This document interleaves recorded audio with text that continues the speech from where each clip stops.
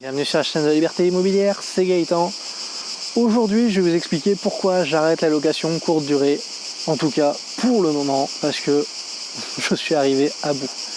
Alors, je ne dis pas qu'il ne faut pas en faire, je ne dis pas que ce n'est pas ce qui est le plus rentable dans l'immobilier, mais honnêtement, je n'ai pas le temps, ni l'envie, ni l'énergie pour le moment de continuer là-dedans. Alors, pourquoi je vous dis ça? Tout simplement parce que, comme vous le savez, j'ai fait la location courte durée avec mon deuxième appartement. Là, les étudiants vont arriver, du coup, j'ai stoppé la location courte durée. Je suis donc retourné voir mon appartement. Et déjà, premier point, il faut que vous choisissiez extrêmement bien votre gestionnaire si vous voulez faire la location courte durée. Si vous voulez tout faire vous-même, vous pouvez, mais ça va devenir un deuxième travail. Donc, ce n'est pas ce que je recommande, surtout si vous voulez faire du cash flow et vous libérer du temps derrière. Donc, le gestionnaire est quelque chose de très important, mais du coup, le choisir est aussi très important. Là, j'ai un peu cherché, je pensais avoir bien choisi et au final, ça s'est pas super bien passé. La communication était vraiment très compliquée avec eux. Les échanges, toujours très compliqués aussi. J'ai rarement parlé deux fois à la même personne, ce qui est assez énervant quand vous avez un problème. Et là, j'ai retrouvé l'appartement, franchement, pas forcément comme j'aurais voulu. Donc je savais que les appartements en location courte durée s'usaient plus vite, on va dire, qu'un location louée de façon classique. Tout simplement parce qu'il y a plus de turnover, il y a plus de gens qui passent. Vous pouvez tomber sur des personnes très bien comme sur des personnes moins bien.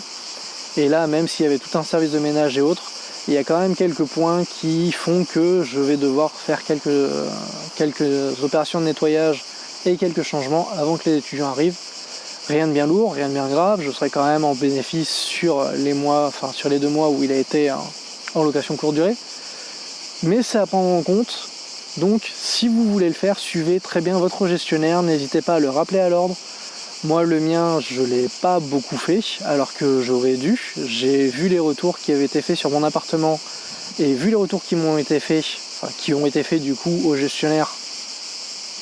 J'espère que si j'avais été plus derrière son dos, ça aurait évolué. Mais là, au dernier moment, mon annonce s'est retrouvée bloquée parce que les notes étaient trop basses.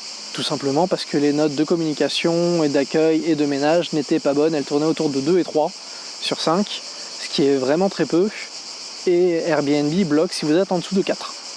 Donc j'ai eu trop de notes en dessous de 4, et je me suis fait bloquer mon annonce pendant 5 jours, mais de toute façon c'est arrivé sur la fin, donc j'ai de toute façon tout bloqué.